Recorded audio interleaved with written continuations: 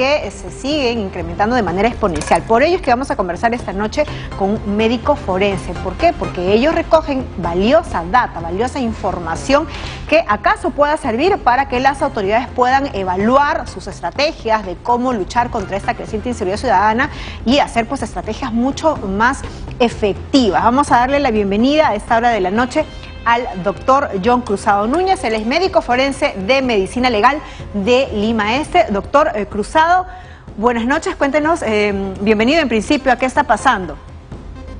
Buenas noches, ¿qué tal? Un gusto escucharla. Bueno, lo que estamos viviendo actualmente es un incremento de la violencia que se debe básicamente a una situación mundial y que atrae básicamente en un problema específicamente en los conos del país, tanto Lima Este, el cono norte y el cono sur. Son conos ahorita donde la violencia se ha incrementado considerablemente y donde la tasa de asesinatos y homicidios y muertes por hechos violentos se han incrementado por encima de un 100 o 200%. Ahora, doctor Cruzado, no sé si usted ha tenido oportunidad de ver las imágenes que estábamos propalando en el bloque anterior, donde veíamos cómo es que en San Martín de Porres prácticamente los vecinos están a expensas de el ensañamiento que tienen estos delincuentes. No solamente antes se veía pues que estos delincuentes accionaban y su único objetivo era el tema de el robar, no sé si es por un tema patológico o por necesidad, pero ahora vemos que hay un ensañamiento tal, de una extrema violencia, es decir, no solamente cometer la fechoría, sino hasta generar un daño mayor, un daño físico. Lo que tú dices es muy cierto y hay que recordarle a la población en general que nuestra tasa de homicidios para el año 2017, según el INEI y el Instituto de la Oficina de Drogas y Delito, estaba más o menos en una tasa de 7.8 homicidios por 100.000 habitantes. Ahora vemos los asesinatos se han multiplicado por un 200 y 300% y esa estadística no se ha hecho relucir. Es decir, de 7.8 por cada 100.000 habitantes, ahora estaremos hablando de 10 o hasta 11 muertos por cada 100.000 habitantes. En el mundo de la criminalística, esto se debe básicamente a un tipo de subcultura, la violencia extrema, la subcultura de la organización criminal y la principal subcultura que sucede justamente en los conos, en los sitios de zonas emergentes, es la subcultura del conflicto. Es decir, son grupos o asentamientos o zonas donde las personas hay carencias económicas, hay falencias sociales, hay poca cultura y la gente se vuelve muy violenta, aparte que tenemos una migración extranjera que ha llegado también con una capacidad delictiva y que justamente hay un choque de estas dos subculturas por lograr un beneficio. El beneficio es de matar a alguien y hacerse ellos sentir. Y mientras más agresivo, más violenta sea la muerte, es una manera de darse a entender para el sicario o para el agresor que él es el victimario y que él tiene la capacidad de poder quitarte la vida sin ningún remordimiento. Es decir, el sector dominante de esta cultura lumpen que se está formando ahora, de acuerdo a la data que ustedes han recogido, la información que ustedes han recogido, estos hechos de sangre que se están generando en estas zonas periféricas de nuestra capital, ¿corresponde la mayoría a ciudadanos extranjeros que han venido?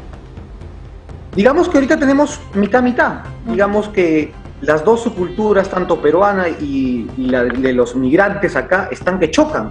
Entonces se genera una competencia prácticamente entre pandillas y entre los mismos ciudadanos, porque como lo mencionaste hace un momento, antes no solamente era robar y quitarle una pertenencia a una persona, sino ahora es quitarle hasta la vida.